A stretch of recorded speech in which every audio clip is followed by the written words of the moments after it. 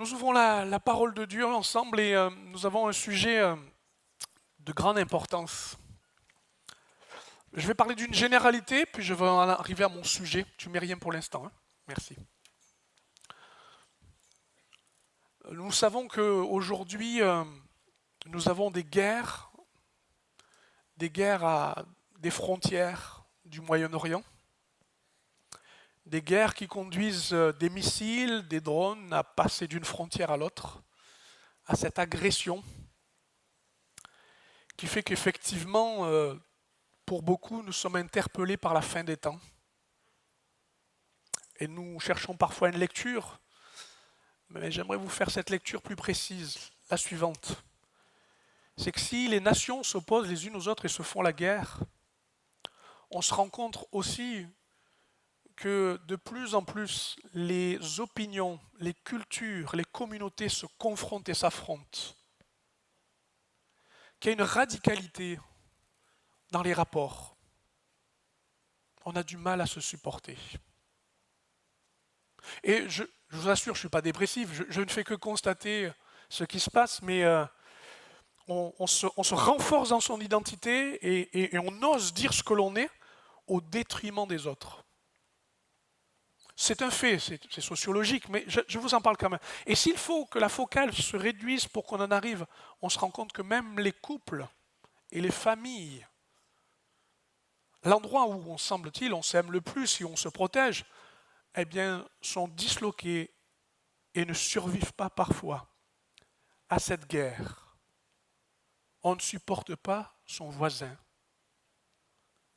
qu'il soit d'un autre pays, d'une autre ville, d'un autre genre, d'une autre culture. Ça va? Et s'il fallait continuer, on dit on ne se supporte pas en tant que citoyen. Il y a de plus en plus d'incivilité. Des gens qui prennent leur liberté pour acquise et qui perdent l'éducation du sens de l'autre. Mais qui fabrique ça?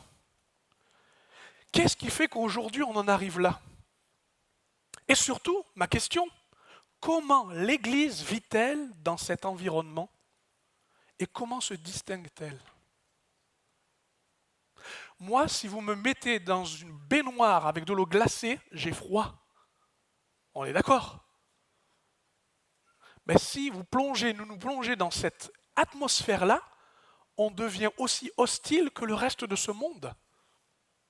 Et on perd le sens de l'intérêt des autres pour se protéger, s'affirmer. Écoutons ce que l'Épître aux Philippiens nous indique. Bon, vous avez compris mon sujet, l'intérêt pour les autres. Philippiens chapitre 2, verset 3 et verset 4. Ne faites rien par esprit de parti ou par vaine gloire, mais que l'humilité vous fasse regarder les autres comme étant au-dessus de vous-même. Que chacun de vous, au lieu de considérer ses propres intérêts, considère aussi ceux des autres. Ayez en vous les sentiments qui étaient en Jésus-Christ. Nous sommes transformés en son image. Nous prenons son caractère. L'Église, c'est le corps de Christ. Là où l'on reconnaît sa nature et son identité. Eh bien, ici, nous lisons que l'intérêt des autres est supérieur au nôtre. Waouh! Dans cette Église, notre vision est très claire. Nous avons 3 axes, 3 regards que nous portons et qui vont les uns avec les autres. Nous regardons à Dieu. Et notre adoration est pour Dieu en premier. Et tout ce que nous faisons revient à Dieu. C'est lui que nous regardons. Et par Jésus, nous savons que nous le connaissons et qu'il nous connaît. Amen. Mais on se tourne aussi vers la famille, les chrétiens, les croyants, les frères et sœurs. Et on s'aime et on s'encourage, on se fortifie. Et on s'éduque. Alléluia. On apprend à être disciple. Il faut autant avoir le même esprit pour être disciple. Hein? Ça, on est tourné les uns avec les autres. Mais aussi, on est tourné avec qui? Tous ceux et celles qui, sans Dieu ou avec un autre Dieu, ont besoin que nous ayons de l'intérêt pour eux. Ça fait beaucoup de choses à regarder, hein? Mais j'aimerais vous dire que si tu regardes à Dieu, Dieu regarde tes frères et sœurs. Si tu regardes tes frères et sœurs, alors eh bien, tu es invité à regarder les autres. Ça nous ramène toujours au même endroit, toujours dans ce cercle vertueux de ne pas nous centrer sur nous-mêmes, mais de nous tourner vers l'intérêt des autres. Ayez en vous les sentiments qui étaient en Jésus-Christ. Mais le problème, c'est les autres. Aimer le ciel. Oh, c'est beau le ciel. N'est-ce pas? Aimer la création, c'est tellement merveilleux. Les animaux sont tellement beaux, ils sont tellement gentils. Mais aimer son semblable, mamma mia. Avez-vous compris en point 1 que votre liberté, celle dans laquelle vous êtes bien installé en Christ, n'est pas pour vous-même? On pense souvent que la liberté, c'est, j'allais dire, le don et le fruit de notre personne. Je suis libre. Votre liberté en Christ, affranchie du péché, de toute domination, d'abus et de toutes sortes. C'est d'un seul coup, voilà, vous quittez le piège du filet de l'oiseleur et vous vous envolez. Et à vous la vie, à vous le bonheur, à vous l'aventure, à vous, j'allais dire, le projet, la destinée de Dieu. Liberté, me voilà, j'y vais. Mais écoutons ce que dit l'apôtre Paul. Vous savez bien qu'il y avait un loup, quelque part. 1 Corinthiens 10, 23. Tout est permis. Alléluia! J'en fais un peu trop. Mais tout n'est pas utile. Écoutez d'abord et surtout, tout est permis. Bah oui, je suis libre. D'éteindre son téléphone, par exemple. Mais que chacun... Ah pardon, tout est permis, mais tout n'édifie pas. Que personne ne cherche son propre intérêt, mais que chacun cherche celui d'autrui. Je suis libre, je cours dans la carrière que Jésus m'a donnée, je vis intensément sa présence, et bien tout ça pour que cette liberté serve à quelque chose. Non pas ma réalisation, non pas ma réussite. Et il nous a dit, tout ça, ça pourrait être utile, mais ce n'est pas l'essentiel. Tout ça c'est permis, bien sûr que tu sois heureux, bien sûr que tu réussisses, mais bien sûr, mais tout ça n'est pas l'essentiel. L'essentiel de ta liberté, c'est de t'intéresser aux autres et d'édifier le corps, d'édifier que ta connaissance aide la connaissance de l'autre, que la connaissance de l'autre serve un intérêt pour toi, que tu te construises en Christ, que tu réussisses en Christ avec les autres. Parce qu'il n'y a pas de christianisme seul. Ni de groupe à part, ni d'élite, ni de gens qui ont tout compris et qui sont au-dessus des autres. Non, c'est l'intérêt des autres. Car il est dit, tout n'édifie pas. Est-ce que ta liberté, ta façon de vivre, ta liberté en Christ édifie? C'est quand même incroyable que ce soit tellement évident et si difficile à comprendre. Je vous donne un exemple. Dans Marc 5, 19, on est vraiment dans un moment un peu particulier. Il y a un miracle incroyable qui frappe, mais tout le monde. Jésus libère quelqu'un des démons. C'est fort. Un possédé. Marc 5, 19. Quel possédé, Une démonstration, mais cet homme est libre. Il n'est plus, j'allais dire, malmené, il n'est plus opprimé, il ne se détruit pas, il ne perd plus, j'allais dire, le contrôle de sa vie. Ça y est, Jésus lui a redonné tout ça. Et vous savez ce qu'il dit? Il a dit, permets-moi que je te suive. Allez, maintenant je veux aller, ma liberté c'est d'y aller, quoi. Allez, ma liberté c'est de vivre le ministère. Ma liberté maintenant, c'est de vivre le rêve. J'ai rêvé, je vais vivre le rêve. Jésus va être avec moi. Eh bien, regardez bien ce qu'il dit au verset 19. Jésus ne lui permit pas. Mais il lui dit, va dans ta maison, vers les tiens et raconte-leur tout ce que le Seigneur t'a fait et comment il a eu pitié de toi. Il prend cet homme avec ce qu'il a vécu de glorieux. C'est quand même Jésus qui l'a fait, c'est pas lui. Et il dit, bien ça, tu vas aller dans ta maison et tu vas les édifier. Tu vas t'occuper d'intérêts des tiens, les tiens. Ce que tu as connais, ce que tu veux aimer, ce dont tu dois t'occuper. Redeviens le père de ta maison. Recommence par ce qui est essentiel. Trouve une vie de famille, vis une vie de famille. Commence par les bases, la fondation, la simplicité, ma liberté pour construire le royaume de Dieu dans les choses qui ont besoin d'être simples et qui portent du fruit. Tout est permis, mais tout n'est pas utile. Parce que c'est ce qui doit édifier. Et Jésus est déjà là-dessus. Il est déjà sensible à ça. Oui, il y a des gens qui courront. Oui, il en choisira pour les envoyer. Oui, bien sûr. Mais avant tout et surtout, l'intérêt des autres. Non, je ne parle pas d'humanisme, d'amour pour l'homme, dans l'homme, et que ça reste à l'homme. Je ne suis pas dans ce langage-là. De ces gens qui vous donnent des leçons parfois, tellement ils sont capables de se donner pour les autres. Mais pour quelle loi? Pour quel but? Je vous parle de ce que Jésus s'est occupé de nos intérêts, alors occupons-nous des intérêts de Jésus. Et l'intérêt de Jésus, c'est dit, je ne te permets pas de le faire. Mon intérêt, c'est que tu aies l'intérêt des autres. Et tu vas y aller. Si Jésus s'occupe de nos intérêts, donc, c'est que Jésus s'est mis en mouvement. Il était libre. Son nom était connu et il n'a jamais été créé puisqu'il est Dieu. Avant la création du monde, il était. Et il est venu pour notre intérêt. Parce que nous avions besoin. Et parce qu'il est venu un moment jusqu'au milieu de nous, puisqu'il s'est abaissé, son sentiment, c'est celui de quoi? De chercher l'intérêt au-delà du sien. Il est devenu comme un simple homme, pire que ça, un esclave, un maudit. Il a accepté d'aller jusqu'au bout. De fils de Dieu, il est devenu fils de l'homme. Il a revêtu cette humanité. Et tout ça par intérêt. Le but, par amour pour nous. Dans cette preuve de nous dire, je m'occupe de leur intérêt. Pourquoi?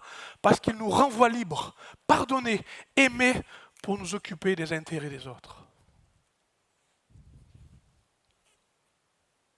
Si tu te mets en mouvement, que ce mouvement ait un sens pour toi, qu'il ne soit pas juste d'essayer de t'en sortir ou essayer de vivre, mais de vivre pour les autres. Parce que Jésus le commande en toi. Il te le demande. Il y a trop d'hostilité aujourd'hui, il y a trop d'incivilité, il y a trop de normalité qui est celle de pouvoir ignorer les autres, de rester dans l'indifférence. C'est trop. Ce monde meurt de froid, il faut un peu de chaleur, les amis. Oui, il faut qu'on devienne des extraterrestres de l'amour. Mais qu'est-ce qui leur prend? Mais qu'est-ce qu'ils ont? Pourquoi ils aiment? Ça leur rapporte rien. Et en plus, on se moque d'eux. Mais ça sert à ça, mes amis, s'occuper des autres. Ce amen général, je le comprends tout à fait. Prenons un exemple, encore un autre argument. Regardez quel est le circuit de la parole de Dieu en nous et dans notre monde. Ésaïe 55 nous parle de ceci. Voilà ce qui nous est dit de la parole de Dieu. Elle est comparée, cette parole, comme de la pluie. Elle descend des cieux. Elle n'y retourne pas sans avoir arrosé, fécondé la terre et fait germer des plantes. Verset toujours 10. Sans avoir donné de la semence au semeur et du pain à celui qui mange. Vous entendez? Elle descend, elle féconde, elle donne de la semence pour le semeur et pour celui qui a faim. Elle tombe dans l'église, tout le monde se régale et c'est terminé. La parole qui accomplit son effet va au bout du processus. Sa vie ne s'arrête pas simplement à ce que nous avons entendu dimanche dernier, il avait raison, de dire, vous avez reçu le pain, mangez. Non, distribue-le. Va plus loin, amène-le plus loin. Va au bout du processus de la parole. Ce que tu sais, donne-le aux autres. Ce que tu connais, fais-le connaître aux autres. Ce que tu as n'est pas qu'à toi. Il est à Jésus pour le donner à l'autre. C'est le principe même de la parole de Dieu. En fait, tout revient à édifier l'autre, parce que Jésus nous a donné. C'est réussir à donner de l'intérêt aux autres pour bâtir leur foi, en évitant, attention, je mets un équilibre, de se nier ou de se rabaisser. Les autres ne sont pas nos dieux, à qui on recherche de l'amour et la validation. Aimez-moi, je vous aime parce qu'il faut que vous m'aimiez. Vous rigolez, mais c'est vrai. Parce qu'il y a un intérêt. Mais quitter cet intérêt pour dire j'aime parce que j'aime, c'est une autre loi. Oui, on peut, pour l'intérêt des autres, même être abusé, manipulé. Attention, tout est permis, mais tout n'édifie pas. Si vous ne savez pas poser vos limites, vous n'allez rien faire de bon. Ce n'est pas l'intérêt des autres. Dire non parfois, c'est pour l'intérêt des autres. Amen. Ouais, ok, je le fais tout seul. Eh oui, ça fait partie de l'éducation, ça fait partie de nos relations, ça fait partie de la vérité, ça fait partie de l'amour. L'amour dit oui, des fois l'amour dit non. Bah, Jésus l'a dit, je ne te le permets pas. C'est exactement pareil. Ne nous trompons pas. Ne nous trompons pas. Les autres ne sont pas des dieux, c'est l'objet de l'amour de Dieu. Et je veux aimer et apprendre à aimer ce que Dieu aime. Même si vous êtes difficile à aimer, hein.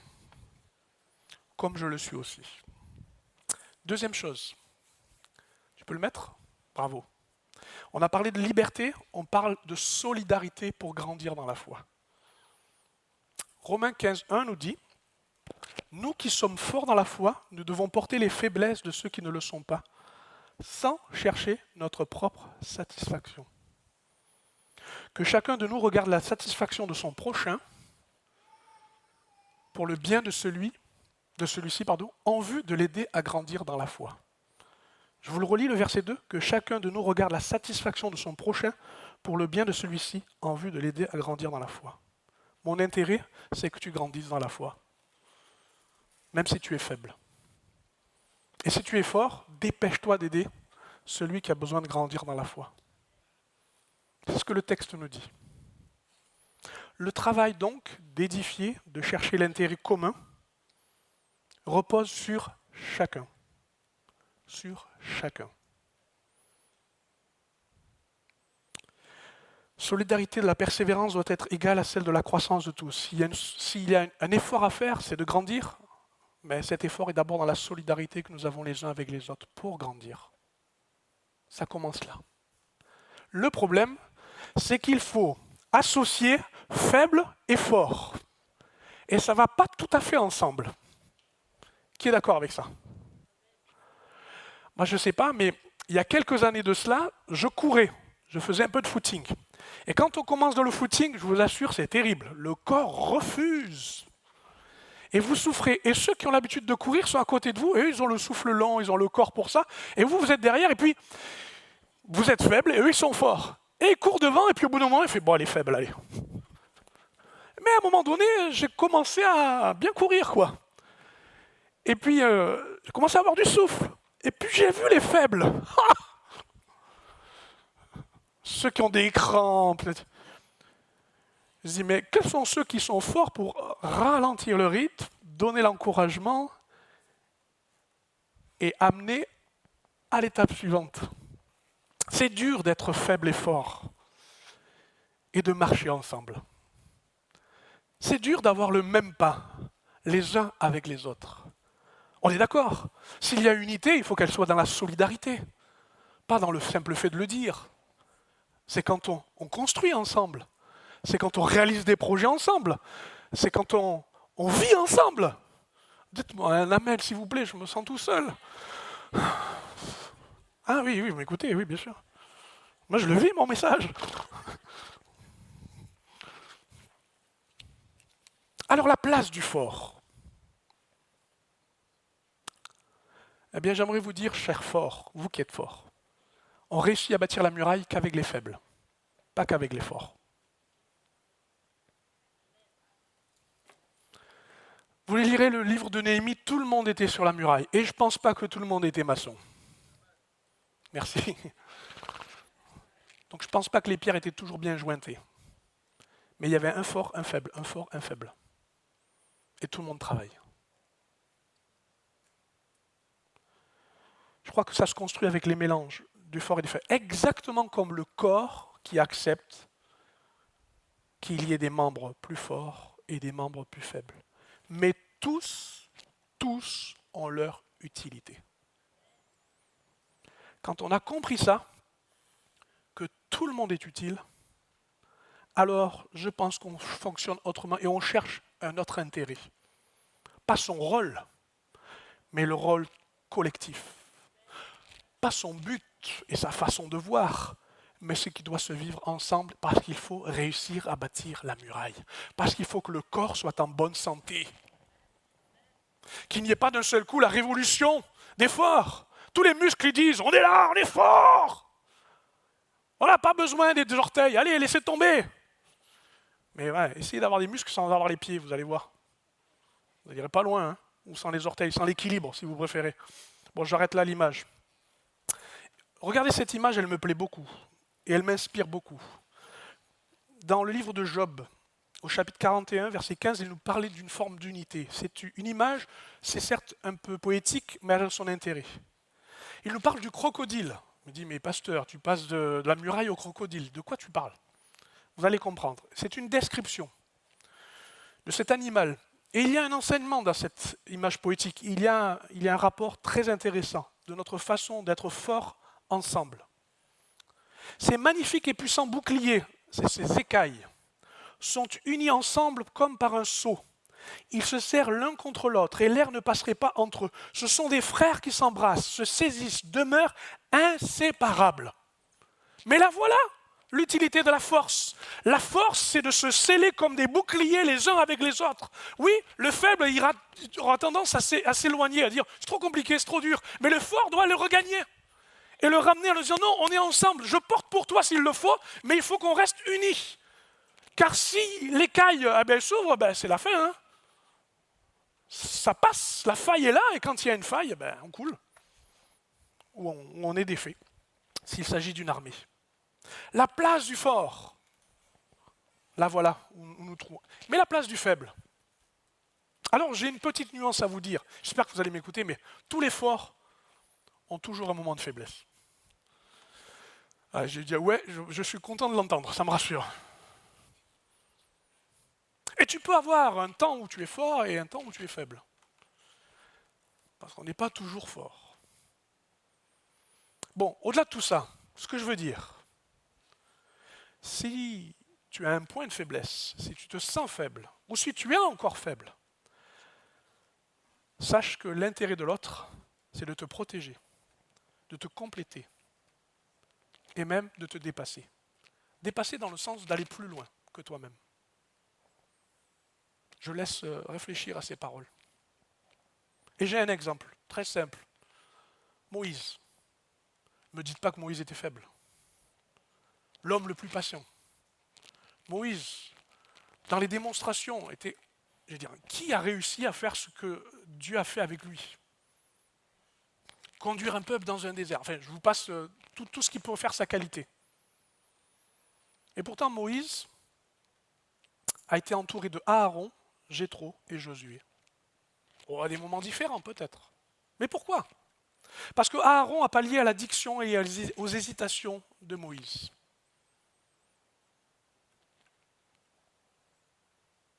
Vous entendez? Donc il y a quelqu'un là à côté de toi ou ici qui peut t'aider, te protéger, te compléter. Jéthro a pallié au problème de délégation de Moïse. Moïse, il a la tête dans le guidon, excusez-moi l'expression, hein. Mais quand on est dans les affaires, là, qu'il faut tout gérer, les amis, on ne voit pas tout ce qu'on peut voir. Il n'a pas le regard croisé. Sur sa pratique, il n'y a personne qui lui dit voilà, ta pratique est bonne. Il n'y a personne, il est dedans, quoi. Il est au jour le jour. Hein. Au jour le jour, la manne, elle arrive. Au jour le jour, Dieu donne la direction. La nuée s'en va, il faut suivre, les amis. Et les problèmes avec. Donc, grosse organisation. Et heureusement, il y a quelqu'un de sa famille, son beau-père. Beau-père qui a quand même le courage de lui dire ce que tu fais ne va pas, quoi. Et pointe une faiblesse. Mais vous avez remarqué que cette faiblesse n'était pas pour prendre autorité. Elle était là pour que le peuple aille mieux. Ben oui, Dieu nous met des gens qui nous remettent en question. Amen. Qui vous cassent un peu les pieds, oui. Parce qu'on est un peu têtu. Parce qu'on n'aime pas. Mais parce qu'on en a besoin. Alors attention, hein, je vous parle avec de la bonne éducation, d'accord? De la bonne manière. Tout s'explique et se nuance ainsi, d'accord? Voilà, j'ai mon... Hop. Mais quand même, ça sert à ça la différence. À comprendre qu'on a besoin de changer. Et puis Josué, c'est qu'il avait besoin à un moment donné de transmettre. Il fallait que ça s'arrête. Et à un moment donné, il y a des choses, elles doivent s'arrêter. Parce que ce n'est plus à nous. On n'en a plus la force. Ce n'est plus à nous. On a fait ce qu'il fallait faire. D'autres choses nous attendent sûrement, mais là, il fallait qu'il y ait un successeur pour qu'il y ait du succès. Et si tu veux du succès, il te faut une succession. Et pourquoi ça ne marche pas? Pourquoi ça ne va pas? Parce qu'on admet que l'autre soit meilleur que nous ou pas? Josué, il est quand même plus jeune, hein? Ouais, mais à son âge, moi, oh là là, je courais. Ici, ça nous parle de compétition, de génération, de place, de pouvoir. Mais si nous ne sommes pas en concurrence entre le fort et le faible, alors tout est réglé. Tout est réglé. Parce que c'est l'intérêt du peuple. C'est l'intérêt de cette marche qui devait amener jusqu'à la conquête. Alors j'espère que vous êtes un peu plus à l'aise avec votre faiblesse. Non pas pour vous complaire dedans, mais pour vous rendre compte combien, eh bien justement, cela donne l'opportunité d'être protégé, complété et dépassé. C'est ça la solidarité. La réelle solidarité de l'intérêt des autres. Et puis enfin, je vais vous parler, tu peux mettre le dernier point. Chercher l'intérêt des autres, avoir les sentiments de Christ, c'est exercer l'amour. Ah, l'amour. En fait, c'est l'amour dans le progrès. Parce que souvent, on veut vivre l'amour, exprimer l'amour, mais on a du mal à accepter. Ce grand paradoxe, c'est qu'on ne l'obtient pas tout de suite. Il faut travailler pour progresser. Regardez très bien, 1 Corinthiens 13 est bien sûr le chapitre qui nous parle de l'amour de Dieu, l'amour parfait, l'amour tel qu'il doit se réaliser. Mais le verset 5 me plaît particulièrement. L'amour ou la charité, c'est pour ça qu'il est au féminin. Hein. Elle ne fait rien de malhonnête. Elle ne cherche point son intérêt, elle ne s'irrite point, elle ne soupçonne point le mal. Ici, vous avez une définition de l'amour, suivez-moi bien, par le contraste. Au lieu de dire sa qualité, par une affirmation, on prend une négation. Voilà ce qu'elle n'est pas. Comme si ça supposait que l'amour pouvait devenir comme ça. C'est, si vous préférez, un contre-exemple, pour qu'on comprenne l'exemple. Mais vous savez quoi? On fonctionne comme ça avec l'amour. On apprend par nos contre-exemples. Des fois, on est là, ouais, l'amour n'existe pas, et puis ça sert à quoi? On est toujours déçu. Mon ami, l'amour, c'est fait pour progresser. C'est en marche. Et oui, tu risques de ne pas avoir les bonnes motivations. C'est pas très honnête. Tu risques, j'allais dire, de chercher un autre intérêt. Tu risques de t'irriter. Tu perds la gestion de tes émotions. Et j'en passe. Ben oui, mais l'amour, c'est travailler, hein, c'est y aller. Hein. C'est chercher l'intérêt de l'autre parce que c'est le seul but qui nous aide à progresser dans l'amour. À nous transformer nous-mêmes. À devenir meilleurs. Quand on cherche le bien de l'autre, on ne se fait pas d'abord du bien. C'est après. Après. D'abord, il y a les exercices. Après, il y a la bonne note. Et des fois, on est troublé de se dire, mais pourquoi? Mais parce que, mon ami, tu es en transformation. Ton cœur n'est pas un programme informatique où tu cliques et ça fonctionne. Un algorithme, ça ne marche pas. Tu es fait d'une chose très complexe. Très complexe. C'est une science de Dieu dans ta vie. Hein. Une sagesse parfaite de Dieu. Et il sait que quand il te parle d'amour, quand tu exerces l'amour, alors tu vas vers les contrastes, la contrariété, les mauvais exemples, et tu t'y opposes. C'est ça, chercher le bien de l'autre. Donc, si tu vas chercher le bien de l'autre, tu es obligé de te questionner sur tes motivations. C'est pour ça qu'il est dit, il ne fait rien de malhonnête, l'amour. Et vous allez vous voir que les autres sont un miroir qui vous questionne sur vos réelles motivations. Et alors là, mes amis, l'amour vrai, je pensais que je le faisais pour l'autre, mais en fait, je le fais pour moi. Par exemple, il ne me rend jamais l'amour que je lui donne. C'est pas agréable du tout. Mais pour quelle raison cherches-tu cette réponse? Qu'y a-t-il d'honnête en toi? Mais dis-moi, est-ce que justement, chercher le bien de l'autre ne t'amène pas à être sincère déjà, avec tes propres besoins? Ouh là là, pasteur, tu vas trop. Oui, je m'arrête là. Mais réfléchissons à ça, s'il vous plaît. Je crois que l'amour est spirituel et il se déverse dans les cœurs. Que l'amour, est pratique parce qu'il est, réinitié et remanié par la parole de Dieu en nous. Mais si on ne cherche pas le bien de l'autre, il ne se passera rien. Je continue. Si je cherche le bien de l'autre, quand je me questionne, est-ce que je connais bien l'autre et son besoin? Parce qu'il est dit,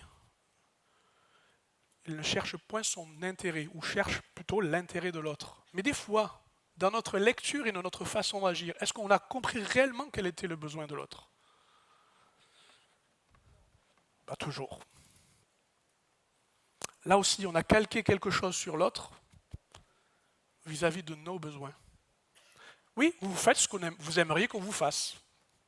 C'est vrai. Mais Dieu vous demande d'abord d'aimer en rouvrant les yeux et en regardant ce qui était nécessaire. Franchement, si Jésus était venu aimer, en cherchant mon intérêt, en ne voyant pas mon réel besoin, mais mes amis, c'est une catastrophe. Hein. Je serai le roi du monde, le plus riche, le plus beau. Je veux réussir ma vie, je veux une épouse, je veux une maison, je veux un travail, c'est tout ce que je veux. Mais où était mon intérêt? Mon intérêt, c'est que je plie le genou devant mon péché et que j'avoue ma transgression, que j'arrête d'être dans mon orgueil et que je sois transformé de fils de la perdition en fils et enfant de Dieu. C'est là mon intérêt. Et quand on cherche l'intérêt de l'autre, on grandit dans cette science, dans l'amour. Tout comme le parent qui veut le meilleur pour son enfant et qui doit apprendre où est le réel intérêt pour lui. Oh, que c'est difficile, mes amis. Mais que c'est beau. Je veux l'aider, mais je suis en train de l'étouffer. Bon, je suis en train de... Bon, il ne faut pas que je dise ça. C'est en train de se passer. Je fais ma thérapie personnelle. Je vais l'aider, mais je lui dicte tout ce qu'il a à faire. Oh là là, c'est pas possible. Vous sentez la réalité des choses là? C'est quoi l'intérêt? Mais Dieu te le dit au fond du cœur. Et par amour, il te rend capable de le porter. Et si tu te trompes, tu demandes pardon et tu recommences. Parce que c'est ça la liberté de l'amour. C'est de pardonner, de recommencer. Je vois le vrai besoin de l'autre. Il ne s'irrite point. L'amour m'apprend à gérer mes émotions et à devenir mature avec ça. Parce que sinon, vous êtes baladé par tout ce qui se passe avec les autres. Déception, frustration, incompréhension, discorde, dispute. Oh là là, mes amis. Il y a de quoi se prendre la tête. Hein. Pardonnez-moi l'expression, mais c'est ça. Hein. Il ne s'irrite pas. Et du fond, on se le dit, il ne faut pas que je m'irrite. Mais des fois, si ça sort, au moins que ça sorte et qu'on sache pourquoi. Et qu'on finisse par le régler afin que ça ne revienne plus. Afin qu'on ose mettre enfin de l'huile et du vin sur la blessure. Parce que nous sommes en train de dire, voilà ce que je ressens réellement, voilà quel est mon cœur authentique. Et ça n'est pas facile. Quand je cherche le bien de l'autre, j'accepte ce que je ressens, je suis capable de pouvoir le donner, et je le dépasse, Et puis enfin, le plus dur encore, l'amour ne soupçonne point le mal. Quand je cherche le bien de l'autre, je questionne ce que j'interprète. Ça revient effectivement à bien comprendre quel est l'intérêt de l'autre. à gérer ses émotions, mais ça se traduit donc par mon comportement. Parce qu'il nous dit que si l'amour soupçonne le mal, alors j'aime, mais je me décale. Et assez loin, suffisamment loin, pour dire oui, oui, il y a l'intérêt des autres, mais chacun va s'en occuper. Je ne sais pas si vous comprenez cela, peut-être que c'est un peu technique, et en vous le disant, j'espère et je crois que je ne suis pas simplement dans la théorie, mais j'espère simplement que le doigt de Dieu, par son esprit, comme le bistouri, vient juste se poser au endroit où vous en avez besoin. Je n'ai pas envie de vous mutiler ou de vous malmener, ce n'est pas le but. Le but, c'est qu'on progresse et qu'on trouve un intérêt commun. Moi, j'ai besoin de vous, vraiment. Parce que croyez-moi, j'ai de quoi faire des progrès. Hein. Et pourtant, progresser dans l'amour, c'est chercher l'intérêt de l'autre. Ne quittez pas l'Église, mes amis. Ne l'accusez pas. Vous vous trompez de procès. N'essayez pas de trouver des modalités qui vous éviteront d'obéir à ce qui est écrit. Oui, tout est permis, fais ce que tu veux. Mais ça n'édifie pas. Ma conclusion est la suivante. Jésus a concentré son amour dans l'Église. Amour de sa personne, de sa parole, de la communion que nous avons les uns avec les autres. Il y a ici, quand nous nous rassemblons, une concentration d'amour. Et je ne vous dis pas quand le Saint-Esprit s'y met. Mais pourquoi ? Pour le répandre. Parce que si tout est concentré sur l'Église, c'est pour que ça puisse se répandre. Quand on veut projeter quelque chose, c'est physique, on le concentre d'abord. Quand on l'a bien concentré, bien pressé, boum, on le lance. Donc il y a ici suffisamment d'amour pour que ça déborde. Là, je parle par la foi. Hein. Pourquoi ? Parce que cet amour se répand en cherchant l'intérêt des autres. Jean 15, 34 nous dit ceci. Je vous donne un commandement nouveau. Là, on ne rigole plus, les amis. C'est un commandement. C'est un ordre divin. Sur lequel toute la création repose. Sur laquelle le royaume de Dieu construit tout, parce que c'est cette fondation-là. Je vous donne un commandement nouveau. Aimez-vous les uns les autres. Oui, comme je vous ai aimé, aimez-vous les uns les autres. Ça, c'est la concentration. Et voilà comment ça part ensuite. À ceci, tous reconnaîtront que vous êtes mes disciples, à l'amour que vous aurez les uns pour les autres. Alors ce matin, enfin, fais de cette liberté, non pas une possession, une acquisition, un privilège, fais-en un devoir. Fais-en un devoir. Un devoir de chercher l'intérêt des autres, puisque tu es libre. Fais de la solidarité un effort constant, persévérant, parce que nous nous rendons service les uns les autres. Nous cherchons l'intérêt des uns et des autres, du fort et du faible, afin que le faible devienne fort. Et quand le fort s'affaiblit, alors il trouvera toujours dans cette solidarité, cette unité. Et enfin, nous sommes ici dans un lieu qu'on appelle progrès. Nous apprenons et nous progressons parce que chercher l'intérêt des autres, c'est progresser. Je sais, on n'y arrive jamais parce qu'on ne l'a jamais atteint. Le besoin est tellement grand. Et pourtant, l'amour ne se fatigue pas, au contraire, il surmonte tout, il croit tout, il supporte tout. Amen. J'invite l'équipe, vous voulez bien me rejoindre ?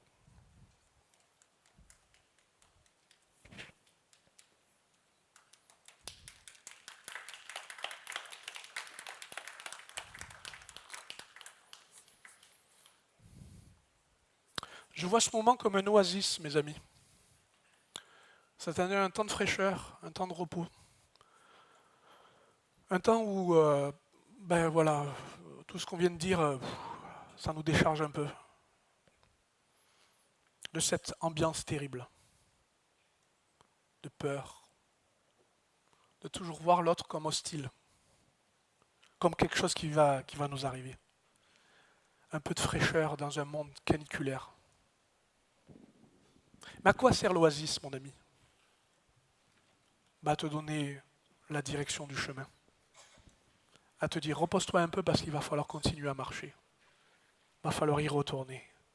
À ne pas te perdre dans le désert, mais à te renouveler et à te renouveler et à te renouveler. Parce que vous remarquerez dans la marche du désert, il y a des oasis, il y a des endroits, des points. Mais que ce dimanche soit un oasis pour vous. Peut-être pour quelqu'un le changement d'une direction, parce qu'il y en a marre de tourner dans les déserts. Juste pour rester dans l'oasis, c'est pas possible. C'est pas fait pour ça. Ce message n'est pas fait juste pour être là et qu'il soit répété. Il est là pour être vécu.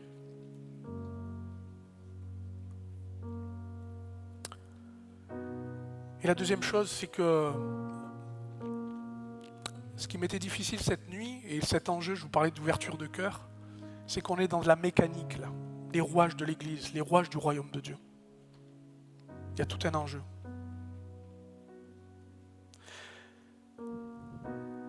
Cet enjeu, c'est que la croissance n'est pas la réussite d'un pasteur et de son message. C'est d'accepter que ce soit pour chacun de vous le but et le succès. L'Épître aux Éphésiens, au chapitre 4, verset 16, nous dit ceci. C'est que le corps réussit sa croissance dans l'amour, par la forte unité venant de toutes les articulations.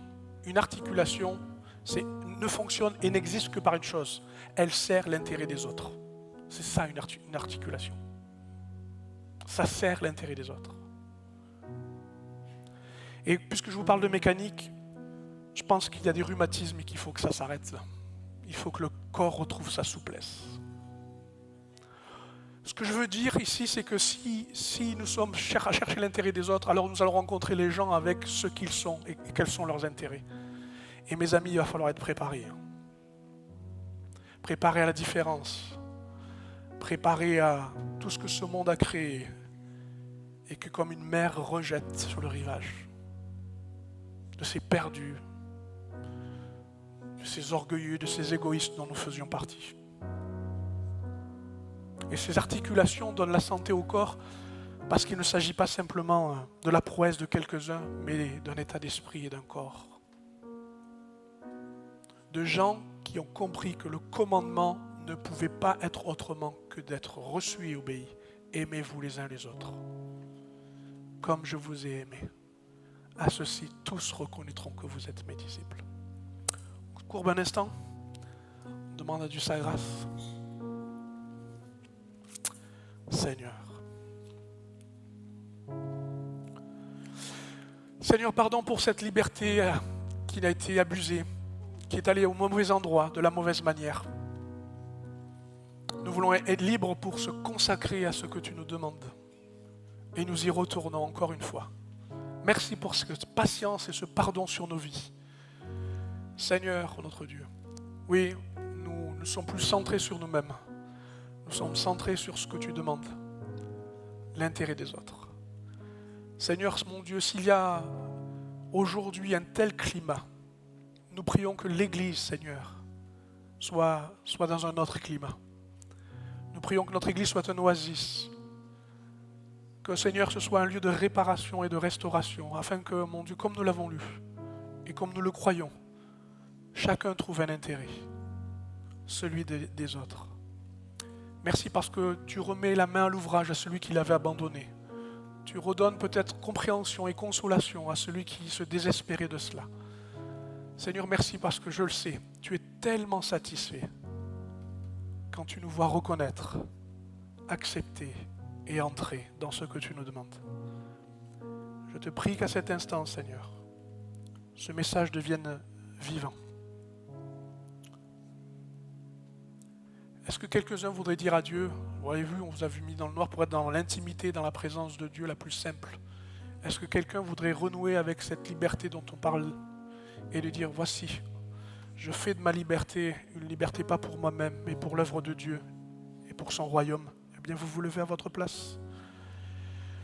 Si vous avez l'intérêt de vous dire, je veux bien être solidaire, mais apprends-moi avec la faiblesse des autres, apprends-moi avec la force dont j'ai besoin.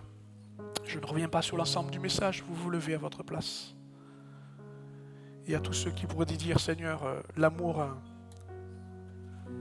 n'est pas une chose acquise, mais c'est un chemin de progrès. Et que, Seigneur, comme je parle de cette mécanique, qu'il y ait une restauration, un réglage dans vos rouages, pour que Dieu vous aide à accepter ce commandement, qui reste nouveau. Nouveau, aimez-vous les uns les autres. Et à ceci, tous reconnaîtront que vous êtes mes disciples. Merci Seigneur. Seigneur, pour tous ceux et celles qui sont debout, à tous ceux qui luttent encore assis, tu vois la même chose, le même résultat. Tu vois le pas suivant. Tu vois ce qui va se passer, Seigneur. Et merci parce qu'il y a vraiment de la joie et du réconfort dans tout ça. Je te prie maintenant, par l'autorité qui est en ton nom, de faire ce que je ne peux pas faire, ce que je ne sais pas faire. Mon Dieu, mettre ta parole en action, par le pouvoir du nom de Jésus. Merci de le faire. Seigneur, je te prie maintenant pour tous ces géants, Seigneur, toute cette hostilité, mon Dieu, pour toute cette atmosphère, mon Dieu, étriquée, suffocant, Seigneur, qui souvent nous amène à nous replier sur nous-mêmes, à nous craindre les uns des autres, mon Dieu, à craindre le regard des autres, à toute, mon Dieu, cette politique, cette idéologie, Seigneur, qui est montante, qui est celui qui parle le plus fort, qui ment le mieux, Seigneur. Tout ça, mon Dieu, on n'en veut pas. Seigneur, perce, mon Dieu, ces nuages de ton rayon. Dégage le paysage, je te prie que l'Église voie, qu'elle vive selon, mon Dieu, la pulsation du cœur de Dieu. Mon Dieu, selon l'amour qui lui a été donné. Oui, c'est important de nous occuper de l'intérêt des autres, de nos frères et sœurs, mon Dieu, de nos amis, de nos voisins, de nos familles, de tous ceux pour lesquels nous avons un regard, un amour à porter. Merci de le faire. Et à cet instant, je prie que l'ennemi n'ait pas de pouvoir pour retirer ce qui a été déposé. Mon Dieu, pour percer la maison et voler ce qui vient d'être donné. Mais au contraire, donne assurance dans ce moment. Au nom de Jésus. Amen.